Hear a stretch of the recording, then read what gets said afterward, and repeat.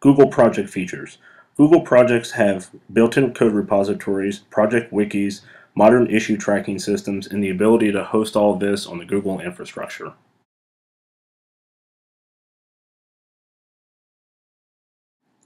To create a new project, go to code.google.com and click on Create a New Project.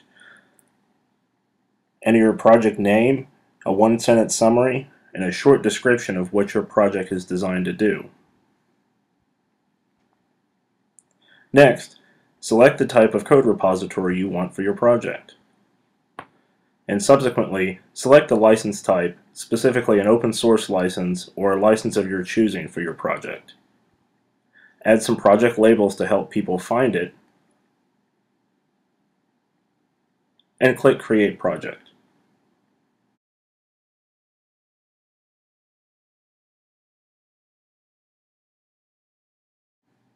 Here's a quick example of the project page for our FlashBuddy application. Notice the format of the URL associated with our project.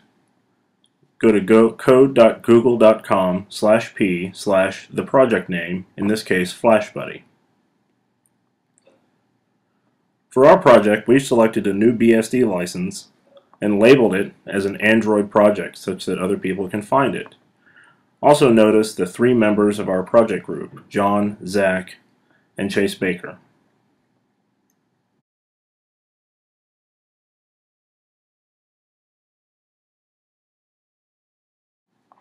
For the remainder of this tutorial, we will use the Goblin Core project page for our examples. This also happens to be the project page I used for my PhD thesis research. On the project main page, I've added a description and a sample output file as a sample project overview. I've also added links to other wiki pages, including the project status and the project API documentation.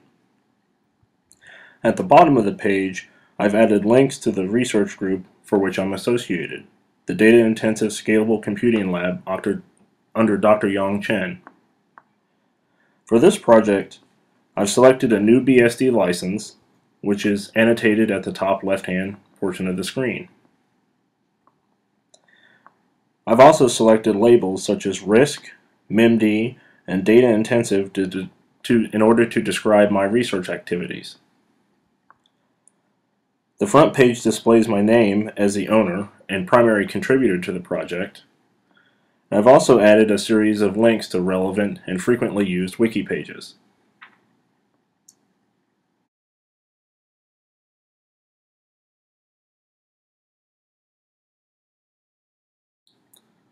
Click on Wiki on the project main page to take you to a list of the available wiki pages. As you can see, you can create a new wiki page by selecting the New Page button. From this list, you can see that I've created several wiki pages already for my project. Let's look at the project status wiki page as a good example.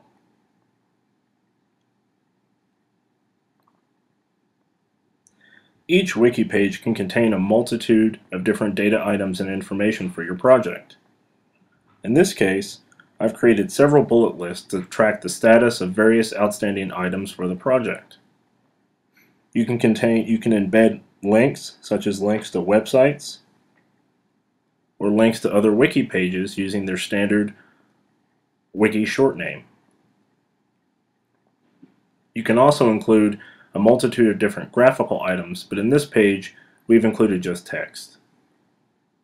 So let's edit this page as a simple sample. As you can see, the editing box is rather simple. We use the standard wiki markup language to edit each wiki page and create things such as bullet lists, HTML links, and links to other wiki pages.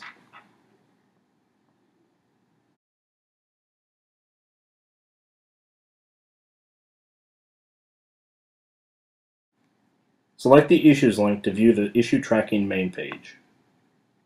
As you can see, I have no registered issues. If there were issues, we would see a list of outstanding issues in various states listed here. They are organized by unique ID, type, status, priority, project milestone, owner, summary, and label. We can search open issues by selecting the Search Within drop-down menu. Let's create a new issue by selecting the New Issue button. For each issue, we can create an entry based upon a predefined set of issue templates. The template defaults are defects from users, defects from developers, and requests for code review. Selecting the different templates automatically changes the sample input of the issue description.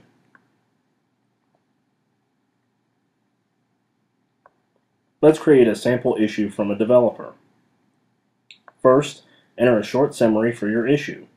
In entering a description, you generally want to be as descriptive as possible and tell the developers the what, the why, the how, and the when the issue occurs. It may also be helpful to include the platform-specific details of the respective bug.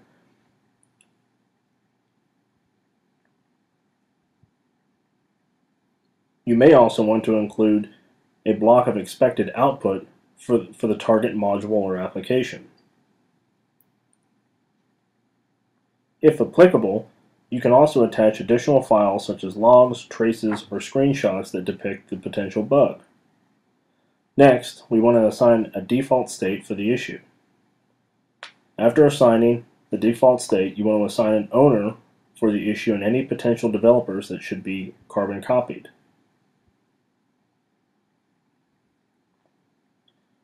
You may also assign a label for the issue that describes the module or version number of the respective product.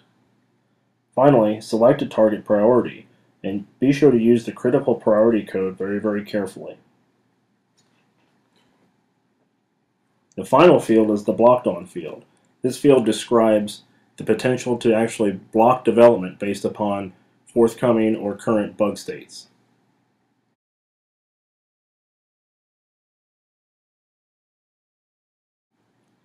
Select the source link from the project main page. This page displays the source repository overview information. Notice that we have several command line examples to check out copies of the code in both read-write and read-only mode. Only users with read-write access are permitted to check code into the repository. For users without command line access, Google provides a list of client programs and IDEs for accessing the repository. Let's browse over our source code. Select the Browse link from the source menu. This page displays the root directory of our source tree. The menu to the left provides users access to the directory structure of the entire source. Let's browse to the memsim source directory. From here, we see a file listing of all the source files contained within this directory. Notice that each file listing also has the file size, repository revision number, last date modified, and the user that made the respective modification.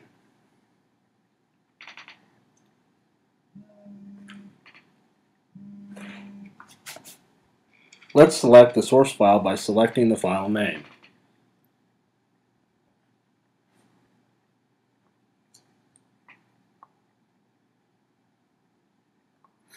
Now we see the raw text of the actual source file. Note that the file is annotated with source file line numbers for readability. If we find interesting info or bugs in the source file, we can actually make inline comments by selecting a line number. In this case, we need to sanity check whether or not the function argument has been checked. As an aside, I actually did find this bug while recording the video, so I did go back and fix it and make a check-in and revision. The comment is now registered for the developer.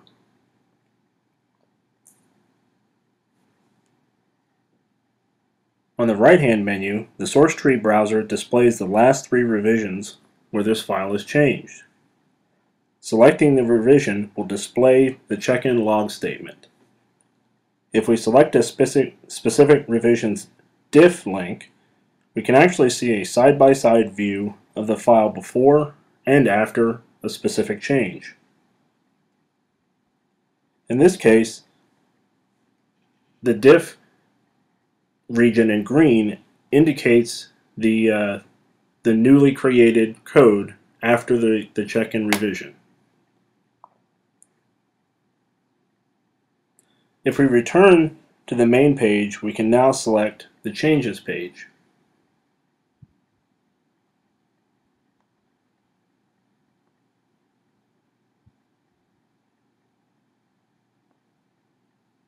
This page displays the entire list of changes to all files in the repository, organized by check-in.